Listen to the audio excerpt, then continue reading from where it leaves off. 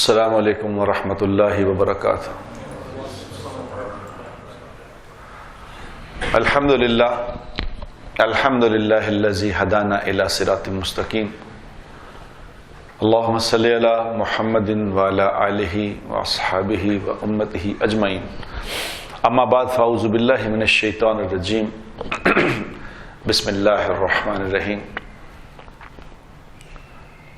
قل ھذہ سبیلی ادعو الی اللہ علی بصیرۃ انا ومن اتبعنی، صدق اللہ العظیم۔ اللہم صلی وسلم علی سیدنا محمد۔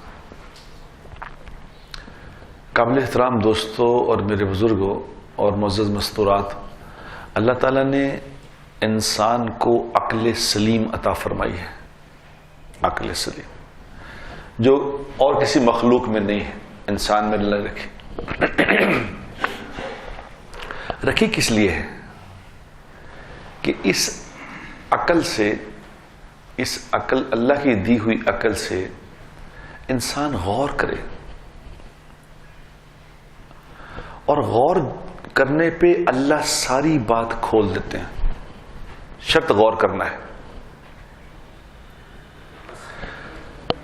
غور کرنا بذات خود ایک عبادت ہے۔ غور کرنا کہ اللہ تعالیٰ نے یہ کیوں پیدا کیا، یہ چیز اللہ نے کیوں بنائی۔ ابو درداء رضی اللہ تعالی عنہ بہت مشہور صحابی ہیں، ان کے جو غلام تھے ان سے کسی نے پوچھا کہ ابو درداء رضی اللہ تعالی عنہ کی سب سے زیادہ جو عبادت کرتے تھے وہ کیا تھی؟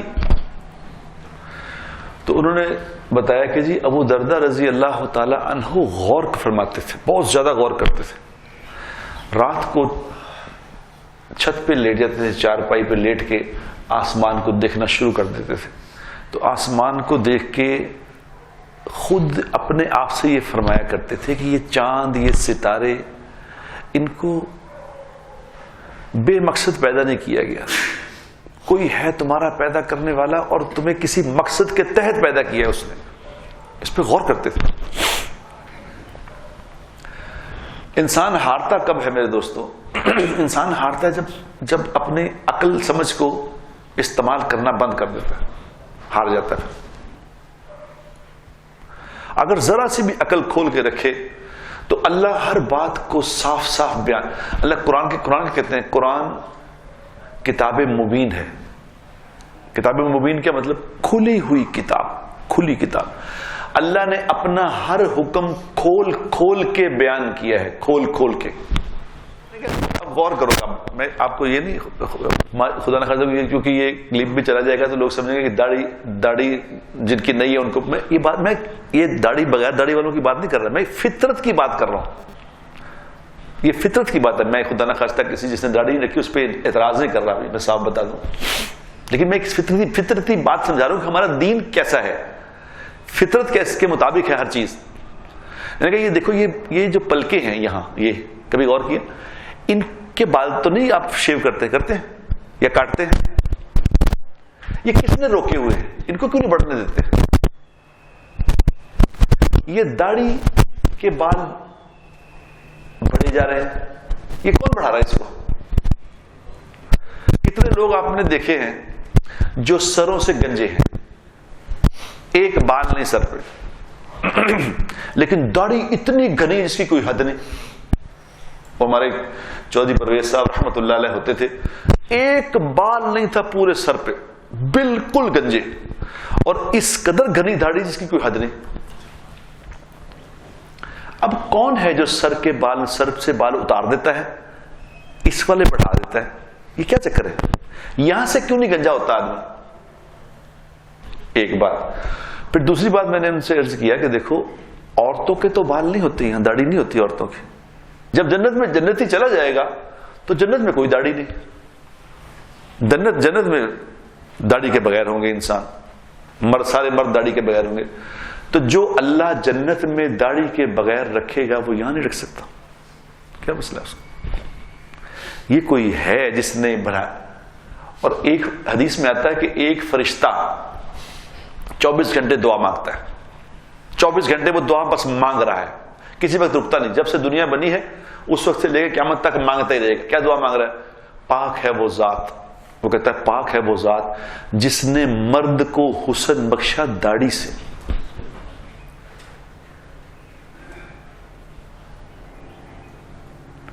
جب میں نے یہ حدیث سنی تو مجھے سعید انور یاد آتا تھا. سعید انور کو میں دیکھنا کبھی دیکھے نا, سعید انور کو کرکٹ کھیلتے پرانا, جب کرکٹ کھیلتا تھا داڑھی نہیں تھی اس کی وہ شکل دیکھیں اور اب والی دیکھیں, آپ کو صاف سمجھ آ جائے گی بات کہ پاک ہے وہ ذات جس نے مرد کو حسن بخشا داڑھی سے. اور ایک دوسرا فرشتہ ہے جو 24 گھنٹے دعا کر رہا ہے کہ پاک ہے وہ ذات جس نے عورتوں کو حسن بخشا لمبے بالوں سے.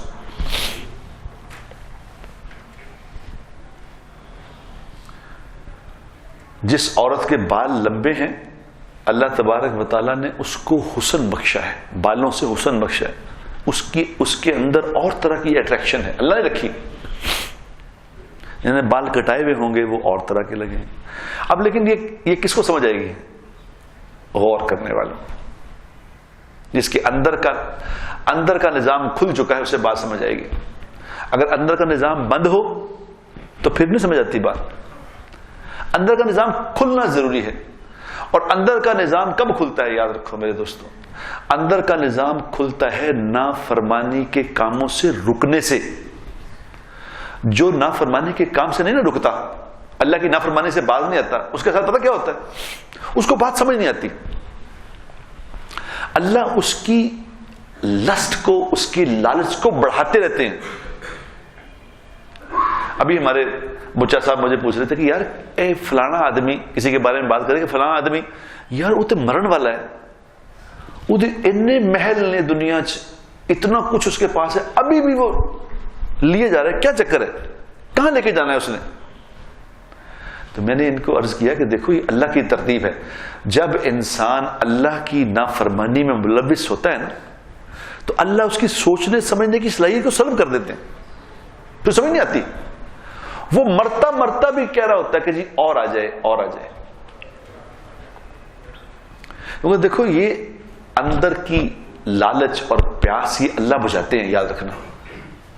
قرآن میں واقعہ لکھا ہے, قرآن میں ایک واقعہ لکھا ہے کہ کچھ کہیں جا رہے تھے, کوئی قوم کے لوگ تھے, تو ان کو اس وقت کے نبی نے یہ فرمایا کہ بھی دیکھو تم نے راستے میں پانی نہیں پینا, پانی نہ پینا, چاہے جتنی مرضی پیاس لگے پانی نہ پینا. راستے میں چاہے نہر بھی آئے تم نے پانی نہیں پینا. اب وہ کہ جی ٹھیک ہے. اب دیکھو یہ اللہ کی ترتیب ہے, یہ بڑا غور سے سمجھنے کی بات ہے.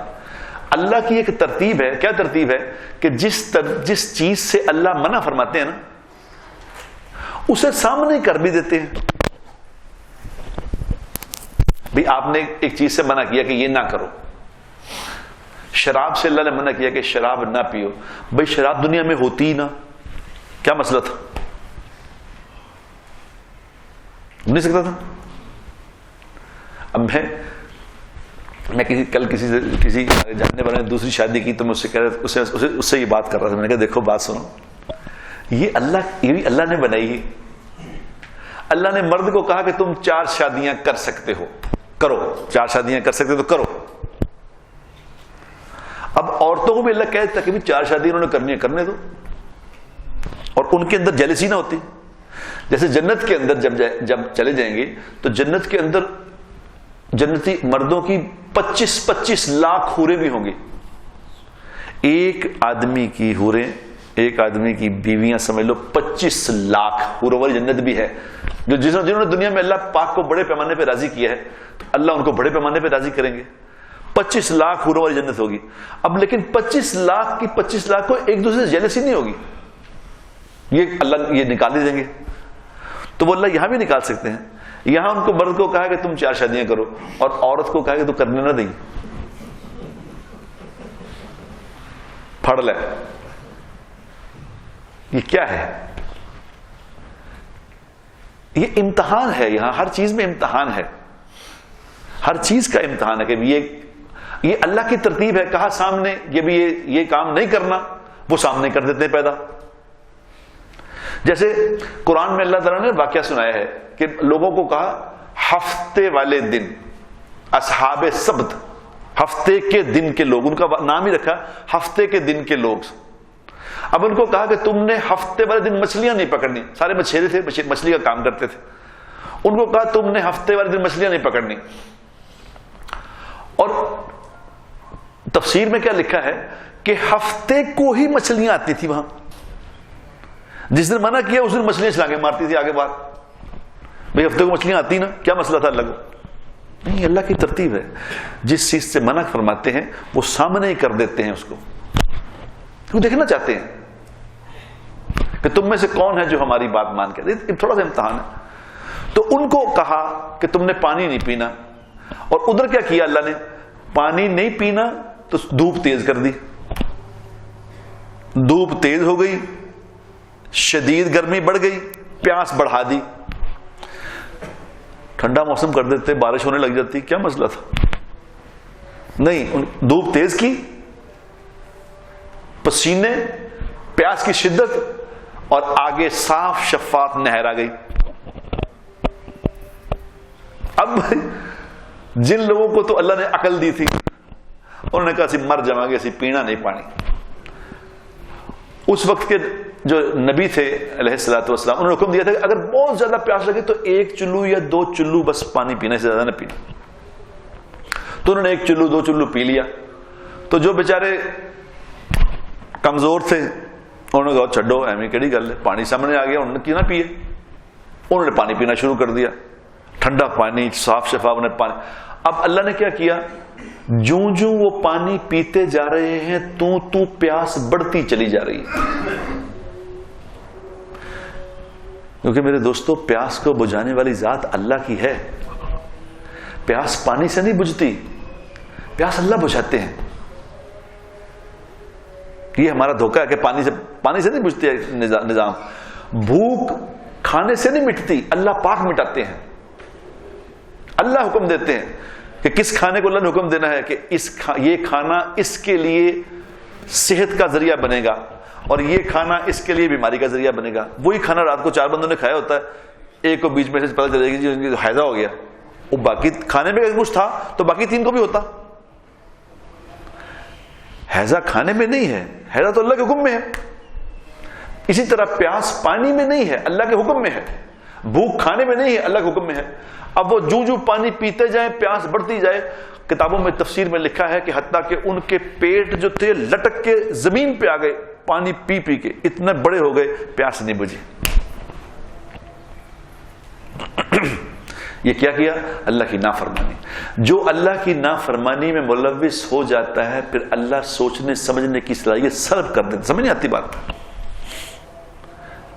قرآن کو سمجھنے کی پہلی شرط اللہ نے کیا لگائی ہے؟ قرآن کو سمجھنے کی ذالک الکتاب لا ریب فی. سب سے پہلی آیت ہے ذالک الکتاب لا ریب فی. یہ وہ کتاب ہے جس میں رتی برابر بھی شک نہیں ہے، کوئی اس میں غلط بات نہیں ہے، یاد رکھنا. ہدی للمتقین. لیکن جو نافرمانی سے بچیں گے ان کو سمجھ آئے گی یہ بات کیا ہے.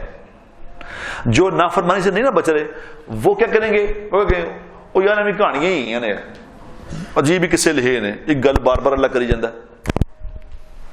جو زیادہ سمجھدار ہو جائیں گے نا وہ قرآن پہ بھی اعتراض. کیونکہ اللہ نے عقل مار دی. کیونکہ اللہ نے فیصلہ کیا جب تم نافرمانی سے بچو گے تو تمہیں میرا حکم سمجھ آئے گا میں کیا کہہ رہا ہوں. اس لیے میرے دوستو یہ دنیا اللہ تعالیٰ نے امتحان کی جگہ بنائی ہے. یہاں نافرمانی سے جو بچنا شروع کر دے گا اس کو اللہ تبارک و تعالیٰ ہر چیز کھول کھول کے بیان کرے گا، کھول کھول کے سمجھائے گا. اس کو ہر چیز بالکل روشن نظر آئے گی، روشن. ہر بات اس پہ اللہ روشن کر دیں گے. اسے ذرہ برابر بھی یہ رہ ہی نہیں جائے گا کہ کون صحیح ہے کون غلط. اکثر لوگ مجھ سے سوال کرتے ہیں کہ جی دسو جی یہ شیعہ کے اندر ایسی صحیح ہیں، بریلوی کے اندر ایسی صحیح ہیں، دیوبندی کے اندر ایسی صحیح ہیں، وہابی کے اندر ایسی صحیح، کون صحیح ہے؟ جب سارے ہی کہہ رہے ہیں صحیح ہیں تو پھر صحیح کون ہے؟ دیکھو یہ میں یہاں جو آپ سے بات کرتا ہوں بڑے میں کہتا ہوں کہ میں کو عالم تو ہوں نہیں، مولوی تو ہوں نہیں، لیکن میں اپنے تجربے سے بات کر رہا ہوں آپ سے. مجھے اس میں کئی سال ہو گئے اس دین کی ریسرچ کرتے ہوئے کہ چکر کیا ہے. ایک پروسیس ہے. دیکھو ایک پروسیس سے جو انسان گزرتا ہے نا، انسان کو اللہ تبارک و تعالیٰ نے ایسا نہیں پیدا کیا کہ بھی سیکھا سکھایا پیدا ہو. انسان سیکھے سکھائے نہیں پیدا ہوتے. باقی دنیا کی ہر مخلوق سیکھی سکھائی پیدا ہوتی ہے، یاد رکھنا. بطخ کے بچے کو کون سکھاتا ہے کہ تیرنا کیسے ہے؟ وہ پیدا ہوتے پانی میں پھینکو تیرنا شروع کر دے گا. چھپکلی کے بچے کو کون کہتا ہے کہ دیوار پہ چڑھنا سکھاتے ہیں اس کو؟ وہ پیدا ہوتے چڑھنا شروع کر دے گا. مرغی کے بچوں کو بھی انڈوں سے نکلتے دیکھ لیں آپ. انڈوں سے نکلتے ان کو پتا ہے کہ کون سی چیز میں نے کھانی ہے کون سی نہیں کھانی، کیا میرے لیے حرام ہے کیا حلال، سب جانتے ہیں. شیر کے آگے اگر آپ پٹھے ڈالیں کھا لے گا، جتنا مرضی بھوکا ہو چارہ نہیں کھائے گا. بکری کے سامنے گوشت ڈالنے کھا لے گی؟ کس نے منع کیا کہ گوشت تیرے کھانے کی چیز نہیں ہے؟ اللہ ہر جانور کو عالم پیدا کرتا ہے اپنے اعتبار سے. لیکن انسان کا بچہ سال ڈیڑھ سال کا، اس سے بندہ چھپاتا پھرتا ہے، ایسے سامنے نہ کرنا ہے کھا جائے گا، ایسے سامنے نہ کرے کھا جائے گا. وہ گھر میں وہ باتھ روم صاف کرنے والا وہ زہر پڑا وہ پھڑ پی جائے گا، اسے پتہ ہی نہیں کہ غلط کیا ہے صحیح کیا ہے. حالانکہ یہ اشرف المخلوقات ہے، اس کو زیادہ پتہ ہونا چاہیے تھا. انسان کے سامنے سانپ رکھ دیں، چھوٹے سے بچے کے سامنے سانپ پکڑ لے گا، اسے کیا پتا غلط کیا ہے صحیح کیا. اس کا کیا مطلب ہے؟ اس کا مطلب ہے کہ انسان کو سکھانا پڑے گا کہ کیا کرنا ہے، تو نے کیا نہیں کرنا، کون سی چیز تیرے لیے نفع والی کون سی نقصان والی ہے، یہ بتانا پڑے گا اس کو. اگر مسلمان کے گھر میں بچہ پیدا ہو، کسی مفتی صاحب کے گھر میں بچہ پیدا ہوا اور بیوی بھی مفتی خاوند بھی مفتی، بچہ پیدا ہوا، اب بچے کو لے جا کے انگلینڈ میں کسی گورے کے گھر میں چھوڑیں تو بڑا ہو کے مسلمان بنے گا؟ یہ سمجھنے کی بات ہے. جو سکھائیں گے وہ سیکھے گا، جو کرائیں گے وہ کرے گا. نقل مارنی ہے، اس لیے نقل جو بہترین مارنے والا ہے نا، اس لیے حضور اکرم صلی اللہ علیہ وسلم نے کیا فرمایا ہے؟ اس کا مفہوم ہے کہ جس نے میری ایک مٹی ہوئی سنت پہ عمل کیا گئے گزرے زمانے میں، جب زمانہ جو ہے جیسا آج کل گیا گزرا زمانہ ہے، اب گئے گزرے میں زمانے میں جو میری ایک مٹی ہوئی سنت پہ عمل کرے گا اس کو 100 بدری شہیدوں کا ثواب ملے گا. سنت، فرض نہیں، فرض پہ نہیں کہا، یہ سنت. اب سنت اس وقت کی سنت سب سے جو سنت ختم ہوئی پتہ کیا ہے؟ کون بتائے گا؟ اس وقت سنت کون سی مٹی ہوئی سب سے بڑی سنت؟ اس وقت کی سب سے مٹی ہوئی سنت اچھے اخلاق ہے. کوئی اخلاق، دل دوسروں کی نفرتوں سے بھرے پڑے، انتقام کا جذبہ ایسا ہے کہ نکلتا ہی نہیں. کبھی میرے ٹائر چڑھ لے دساں تنوں بتاؤں گا کبھی. وہ حکومتوں والے کہتے ہیں ساڑی حکومت آئے گی دساں گے پھر تن. وہ کہتا ہے میں ابھی تو کمزور ہوں، ذرا تگڑا ہو جائے پھر بتاؤں گا انشاءاللہ. یعنی اندر معاف کرنے کا جذبہ نہیں. جس کے اندر معاف کرنے کا جذبہ بیدار ہو گیا نا،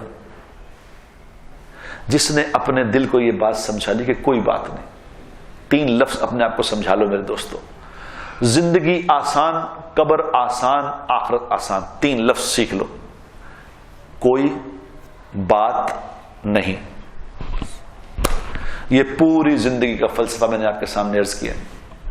اتنا کہنا سیکھ لو، کوئی بات کہ جی آپ کے ساتھ زیادتی ہوئی، کوئی بات، آپ کا وہ لے گیا، کوئی بات، وہ اس نے یہ کر دیا، کوئی بات.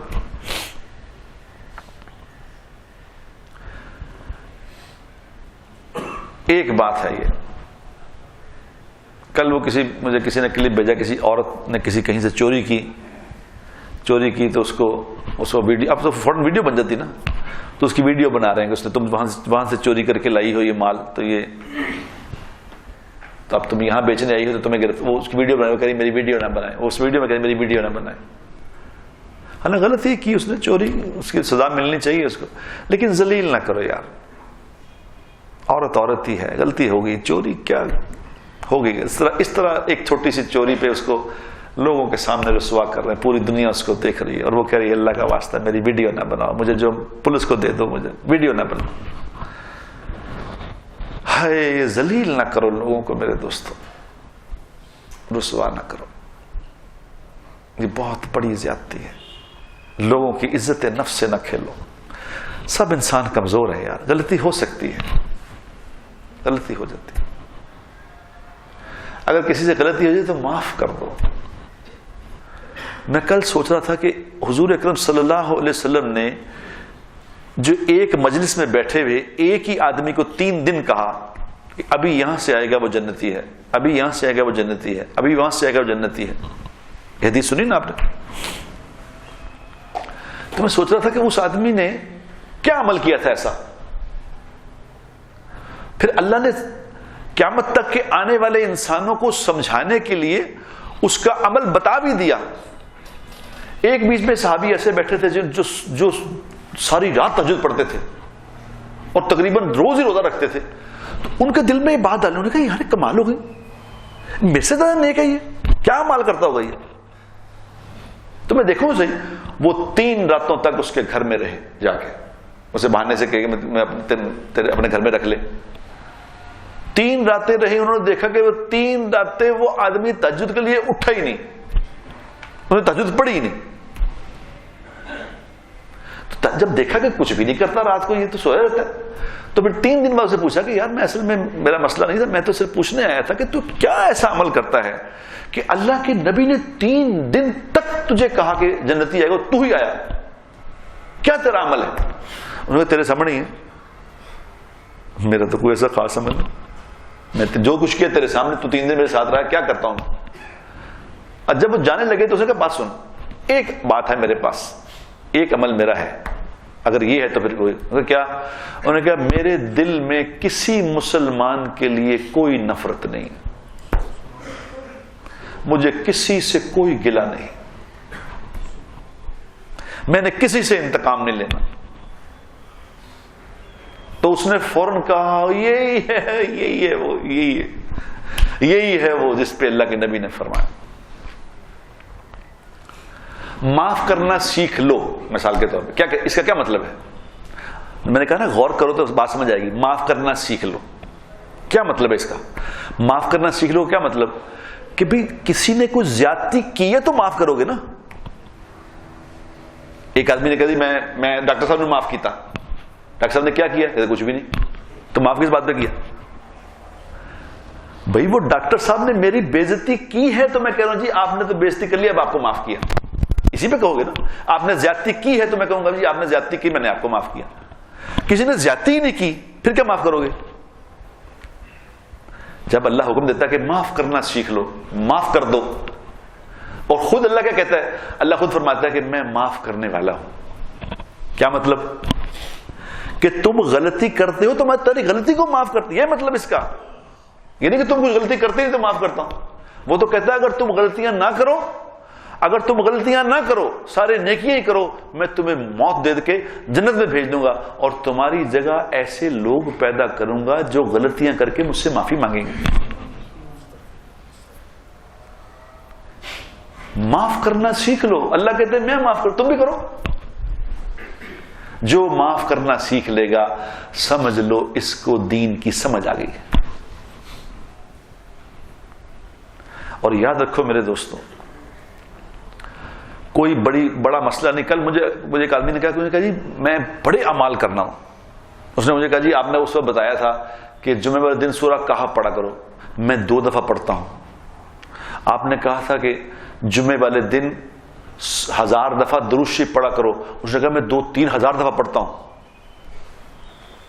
تو اس نے کہا جی آپ نے فلاں وقت میں کہا تھا صبح یہ دعا پڑھا کرو, نماز کے بعد یہ دعا پڑھا کرو, اذان کے بعد یہ جتنی دعائیں آپ نے اس نے آج تک بتائی میں ساری پڑھتا ہوں, لیکن مسئلہ نہیں حل ہو رہا.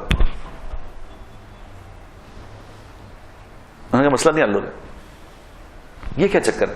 اتنے زبردست اعمال, فجر میں مسجد میں پڑھتا ہوں, فجر مسجد جا کے پڑھتا ہوں, سردی گرمی مسجد جاتا ہوں, نمازیں 5 پڑھتا ہوں, تہجد اشراق 4 تو یہ بھی پڑھ رہا ہوں, مسئلہ نہیں حل ہو رہا. اعمال بھی اتنے. آپ کہتے ہیں جو کثرت، اللہ کے نبی نے فرمایا جو کثرت استغفار کرے گا اللہ اسے وہاں سے روزی عطا فرمائے گا جہاں کو گمان بھی نہیں جاتا. اس نے کہا میرا روزی کا مسئلہ نہیں ختم ہو رہا، کیا مسئلہ ہے؟ تو میں نے اسے کہا کہ میں تمہیں ایک بات بتاتا ہوں، بات سمجھ لو. کیا؟ میں کہ ایک آدمی میرے پاس آیا، اس نے آ کے مجھے کہا کہ جی میں رات کو تہجد پڑھتا ہوں، لمبی تہجد پڑھتا ہوں، گھنٹہ 1.5 گھنٹہ تہجد پڑھتا ہوں، تو اس کے بعد مجھے صبح واک پہ جانا ہوتا ہے، میں جم خانہ جاتا ہوں واک پہ، تو اس میں پھر اگر نماز تک انتظار کروں نا تو نماز میں ہوتا ہے پونا گھنٹہ، وہ پونا گھنٹہ جو میں انتظار کرنا پڑتا ہے، پھر میری نماز پڑھ کے آتا ہوں، پھر آنکھ لگی تھی میری واک پہ رہ جاتی ہے. تو اگر تہجد پڑھ کے میں وہیں اذان ہو تو فوراً نماز پڑھ کے چلا جایا کروں جم خانہ، تو اس میں گھر پہ ہی نماز پڑھ لوں اگر تو کر سکتا ہوں، یہ ٹھیک ہے؟ اس نے مجھ سے سوال کیا کہ ٹھیک ہے. تو میں نے اسے کہا میں تو نہ عالم ہوں نہ کچھ، میں تو کچھ بھی نہیں، میں تمہیں بڑوں کی بات بتاتا ہوں. میں نے کہا عمر رضی اللہ تعالی عنہ وہ جب فجر کی نماز پڑھا لیتے تھے اس وقت جو خلیفہ ہوتا تھا وہی امام بھی ہوتا تھا. آج کل کے خلیفے تو نہیں ہو سکتے نا، اس وقت ہوتے تھے. تو انہوں نے کیا کہا تھا، انہوں نے فجر کی نماز پڑھ کے وہ منہ پھیر کے دیکھتے تھے کون کون آدمی نہیں آیا. تو انہوں نے ایک لڑکے کو دیکھا کہ وہ کیوں نہیں آیا نماز پہ، تو فوراً اس کے گھر چلے گئے، اسی وقت اٹھ کے گھر چلے گئے، اس کے خصوصی گشت. تو جا کے اس کی والدہ نے کہا کہ جی وہ رات بھر تہجد پڑھتا رہا ہے، تو وہ جو ہی اذان ہوئی تو پھر فٹافٹ نماز پڑھ کے سو گیا، اس سے ہمت نہیں تھی. تو انہوں نے کہا، عمر رضی اللہ نے فرمایا کہ بہن اس کو کہو کہ ساری رات آرام سے سویا کرے، تہجد پڑھنے کی کوئی ضرورت نہیں، لیکن فجر مسجد میں پڑھے آ کے، یہ زیادہ افضل ہے ساری رات کی تہجد سے. ساری رات کی تہجد سے زیادہ افضل ہے فجر کی نماز مسجد میں جا کے پڑھنا. تو اس نے کہا میں نے کہا تمہیں بس مسئلہ کیا ہے، تمہیں یہ چیز اثر کیوں نہیں کر رہی، یہ سارے تمہارے اعمال تم پہ اثر کیوں نہیں کرتے؟ پتہ کیوں نہیں کرتے؟ میں کہ ایک گلاس لو، اس گلاس کا نیچے سے پیندا جو ہے نا وہ کھول دو اور پانی سے بھرنا شروع کرو اس گلاس کو، کبھی بھر جائے گا؟ یہ ساری زندگی اس میں پانی ڈالتے رہو، یہ نہیں بھرے گا. ٹھیک ہے، اصل میں مسئلہ کیا ہے، تم یہ جتنے اعمال کر رہے ہو ان سب کو چھوڑ کے فرض نماز پڑھا کرو صرف، لیکن اللہ کی نافرمانی سے ہٹ جاؤ. تم کام کرتے ہو سود کا، تو یہ اعمال کیا کریں گے؟ پیندا تو تمہارا سارا نیچے سے کھلا ہے. سود کا کام چھوڑ دو، پھر فرض نماز پڑھنا اور کوئی عمل نہ کرنا، پھر دیکھنا کیا ہوتا ہے. وَمَن يَتَّقِ اللَّهَ يَجْعَل لَّهُ مَخْرَجًا وَيَرْزُقْهُ مِنْ حَيْثُ لَا يَحْتَسِبُ. یہ اس مالک کا قانون ہے کہ تم نافرمانی سے رک جاؤ، نافرمانی سے رک جاؤ، پھر دیکھو کہ کیا بہاریں آئیں گی. ابو درداء رضی اللہ تعالی عنہ کو کسی نے کہا کہ جی کوئی نصیحت فرما دیں، کوئی نصیحت فرما دیں. تو انہوں نے ابو درداء رضی اللہ کیا فرمایا، انہوں نے کہا تم ایسا کام نہ کر بیٹھنا، کوئی ایسا کام نہ کر بیٹھنا جس کی نحوست سے اللہ اس وقت کے نیک لوگوں کے دل میں تمہاری نفرت ڈال دے. نیک لوگوں کے دل میں تمہاری نفرت آ جائے اور وہ تم سے اعراض کرنا شروع کر دے گا، یار نہ ملے کرو. کوئی تم سے نیک لوگ ملنا چھوڑ دیں، نیک لوگ تم سے نفرت کریں، ایسا کام نہ کرنا. انہوں نے کہا جی نیک لوگ کیسے نفرت کریں گے، نیک لوگ کیوں، میں کیسے کیا کام کروں گا؟ تو بڑی امپورٹنٹ بات سمجھائیے جو آپ بھی سمجھ لو. انہوں نے کہا جب تم تنہائی میں گناہ کرو گے، تنہائی میں جب سمجھو کوئی نہیں دیکھ رہا، جب تم اور تمہارا اللہ دیکھ رہے ہوں گے تمہیں، تم خود ہے اور اللہ گواہ ہے اور تیسرا کوئی نہیں، یہ تنہائی کا گناہ جب تم کرو گے یہ سوچ کے کہ کون دیکھ رہا ہے، تو اللہ اس وقت کے نیک لوگوں میں تمہاری نفرت ڈال دے گا. تنہائی کا گناہ اس سے بچنا، اور تنہائی کے گناہ سے انسان خود نہیں بچ سکتا، یاد رکھنا. تنہائی کے گناہ سے اللہ ہی بچائے تو بچ سکتا ہے. کیونکہ یوسف علیہ السلام جیسے نبی، اولو العزم نبی یوسف علیہ السلام، جب زلیخا نے ان کو پکڑ لیا، کمرے میں بند کر لیا، تو وہ کیا کہتے کہ اے اللہ اگر آج آپ نہ بچاتے میں نہیں بچتا. مجھے آپ نے بچایا. اور جو آدمی اللہ کی نافرمانی سے بچے گا اللہ تبارک و تعالی تنہائی میں اس کی حفاظت فرمائیں گے. اللہم انی اسألک العفو والعافیہ فی الدنیا والآخرہ. اس دعا کو جو اذان سے لے کے جماعت کھڑی ہونے تک اس دعا کو 3 دفعہ پڑھ لے گا اللہ تبارک و تعالی اس کو تنہائی کے گناہ سے بچائیں گے اور اس کو ایسی بیماری سے بچائیں گے جو بیماری موت کا سبب بن جائے اور اس کو دنیا کے ظالم لوگوں سے بچائیں گے. ظالموں سے اس کا واسطہ ہی نہیں پڑے گا اور اللہ اس کی روزی کو آسان کر دیں گے. اس کی روزی آسان ہو جائے گی, بھاگنا نہیں پڑے گا, بغیر محنت کے اللہ روزی عطا فرمائیں گے. تو میرے دوستو ایک دنیا میں ایک فارمولہ ہے, اللہ نے ایک فارمولہ بنایا ہے, اللہ نے کوئی ترتیب بنائی ہے, یہ کرو گے تو یہ ہوگا, یہ کرو گے تو یہ. اور نبی پاک صلی اللہ تعالی علیہ وسلم نے ہر بات کو کر کر کے سمجھا دیا کہ یوں کرو. تو جو اس کو سیکھ لے گا اپنی عقل سمجھ کو استعمال کرے گا اس کو اللہ سمجھا دیں گے. جو نہیں استعمال کرے گا موجاں کرے پہ سیکھ کریے. تو آج سے اس بات کی نیت کرو کہ ہم ہر اللہ کا حکم سیکھنے کی بھرپور کوشش کریں گے انشاءاللہ. اللہ مجھے بھی اس کی توفیق دے, آپ کو بھی. آخر دعوانا ان الحمدللہ رب العالمین. ویڈیو کے نیچے سبسکرائب کے بٹن پہ کلک کریں, بیل کے آئیکن پہ کلک کیجئے تاکہ ہر نئی ویڈیو کی نوٹیفیکیشن آپ کو مل جائے.